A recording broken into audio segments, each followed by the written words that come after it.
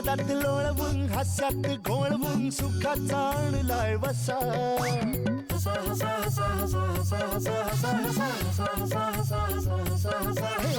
मजेच अस्वल करील गुदगुल्या पुढ्यात त्याच्या बसा गडबड लोळाल पाठवर पडाल खुर्ची पकडून बसा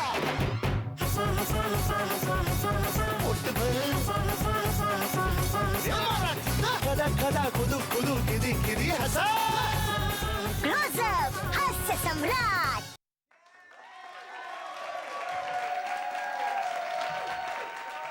नमस्कार मंडळी. हास्य सम्राटच्या आजच्या भागात आपल्या सर्वांचं सहर्ष स्वागत. हास्य सम्राटच्या अगदी अंतिम टप्प्यात आपण येऊन पोहोचलेलो आहोत. आम्ही 5ही स्पर्धकजणांना आता स्पर्धक राहिलेलोच नाही. हास्य सम्राट व्हायची आम्हाला इच्छा आहे, पण ईर्ष्या नक्कीच नाही. ही सगळी मित्रमंडळी ना आमच्या तोंडावरती ते आमचं कौतुक करतातच, पण आमच्या पाठीमागे सुद्धा मग आमचं कौतुक करतात. ऐकायचं पहा. अजित कुमार कोष्टी त्यांच्या विनोदाच्या गोष्टी सगळ्यांनाच माहीत झालेल्या आहेत. पण अजित कुमार कोष्टी जे आहेत यांचं मन सतत जागृत असतं. ते दर क्षणाला नवीन नवीन विनोद तयार करत असतात आणि नवे नवीन विनोद शोधून काढत असतात. आणि त्यांची ही शोध वृत्ती जी आहे ती विनोदाला अत्यंत पोषक आहे. त्यामुळे त्यांचाही विनोद अत्यंत दर्जेदार आहे. अजित कुमार कोष्टी थोडासा आत्ममग्न माणूस, कुणाशी कमी बोलणारा, परंतु आपल्या उद्देशाप्रती एकदम प्रामाणिक असलेला. कधी स्वतःच खुदकून हसतो, आरशासमोर जाऊन ॲक्शन करतो, परंतु जेव्हा जेव्हा त्यानं परफॉर्मन्स सादर केला तर त्याच्याबद्दलचा आदर एकदमच दुणावत गेला. असा आमचा मित्र सांगलीचा अजित कुमार कोष्टी. अजित कुमार कोष्टी सांगलीचा अतिशय गुणी कलाकार, खूप चांगला मेहनती कलाकार, खूप मेहनत करतो, खूप वाचन करतो आणि त्याच्या वाचनातून त्याचा परफॉर्मन्स दिसून येतो. असा हा सगळ्यांचा लाडका अजित कोष्टी. माझ्यानंतर थोडंसं मोठं भूत म्हणजे अजित कुमार कोष्टी. हे म्हणजे त्याचं असेल लाजणं काय हे काय, आणि तिथनं जे विनोदाला सुरुवात करते ती गाडी थांबत नाही अजिबात. आणि व्यवस्थित रांगडी, कोल्हापूरला मिळती जुळती भाषा, व्यवस्थित अगदी नवीन विषय घेऊन विनोदाची मांडणी करून मांडणारा तो एक माणूस म्हणजे अजित कोष्टी. नमस्कार. आमच्या भारतानं ना 2008 मध्ये चांद्र मोहीम हाती घेतली. म्हणजे कसं, ह्याच्या आधी अमेरिका एकदा जाऊन आल्या नाही चंद्रावरती, म्हणून अमेरिकेकडनं चंद्राचा पत्ता घेतला. म्हणजे कुणीकडनं कसं वगैरे जायचं, कुणीकडनं कसं कसं वळायचं. म्हणजे वरती कुठं दगड वगैरे लावलेलं नाही ना, चंद्र 100 किलोमीटर वगैरे असं अंतर म्हणून हे सगळं असं नियोजन झालं. आणि एकानं आमच्या PM साहेबांना म्हटलं, साहेब म्हटला चंद्रावरती जायची मोहीम काढा लागला आहे, खरं परत आल्यावर त्याचा काय उपयोग. PM साहेब म्हटले काय म्हणजे, म्हटलं दगड मातीचा अभ्यास करायचा म्हटला, दुसरं काय. आणि म्हटले शाळेत पोरासनी शिकवायचं, म्हटले धडा एक घालायचं पोरासनी की भारताचं की यान चंद्रावरती जाऊन आलं म्हणून, हे काय कमी आहे का.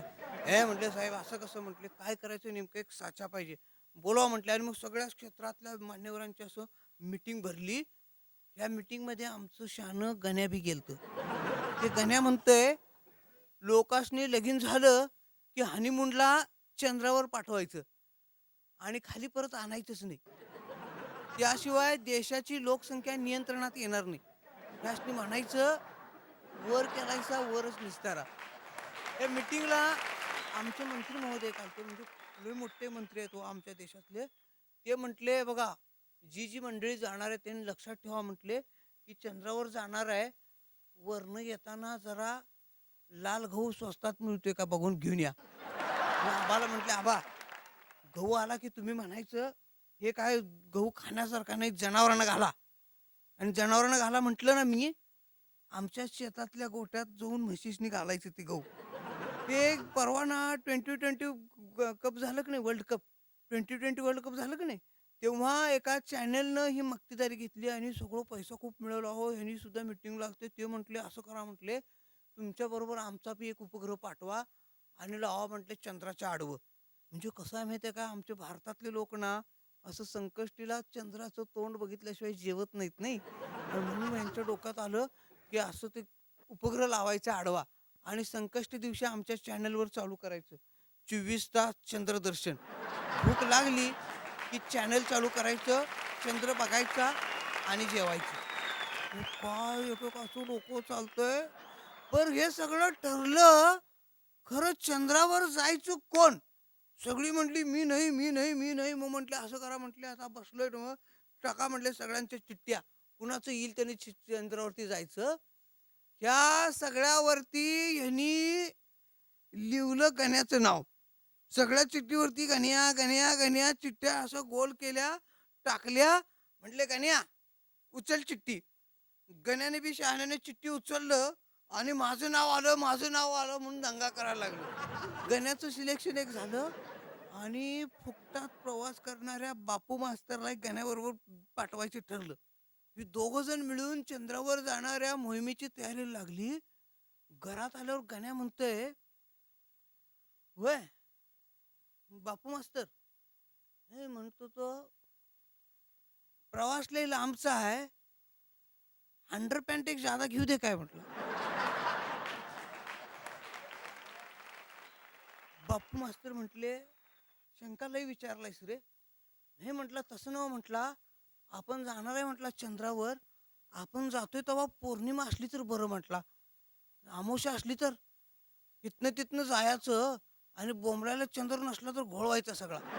बापू मास्तर म्हणले माकडीच्या तुझी शंका विचारू नकोस, तिथं गुरुत्वाकर्षण नाही चंद्रावर. ते विचाराची नाडी जर गच्च बांध, नाहीतर फिरतील असं घेऊन.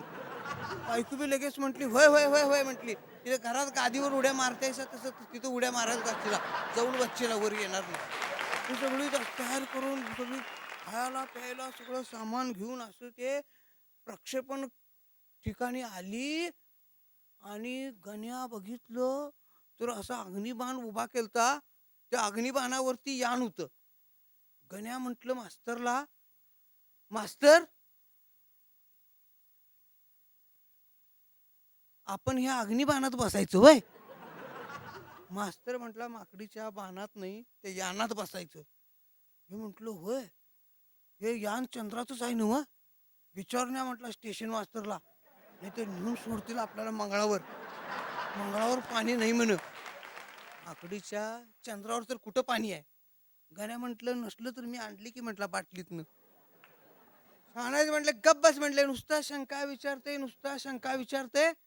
नाही तसं नव्ह मास्तर, यान लागतंय तुम्हाला, प्लॅस्टिकची पिशवी आणलाय नव्ह. मास्तर म्हटले शंका लई विचारते सर, तुला सोडून जाऊ दे का इथं.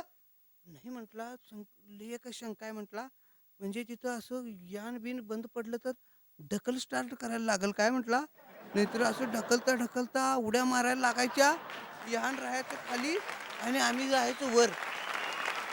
हे सगळं व्हायला नको म्हणून गण्या काय करायला माहितीये, उतरले आणि यान ढकलायची प्रॅक्टिस करायला लागले. जोर लावून लावून यान ढकलालोय. तुम्हाला मंडळी सांगू का, खरं सांगू का, हे सगळं गण्याच्या स्वप्नात आलतं. आणि हे झोपेत उठून खाटवरनं आपल्या बायकोला ढकलत होत. धन्यवाद. आता घेऊया एक छोटीशी हास्य विश्रांती. क्लोजअप हास्य सम्राट.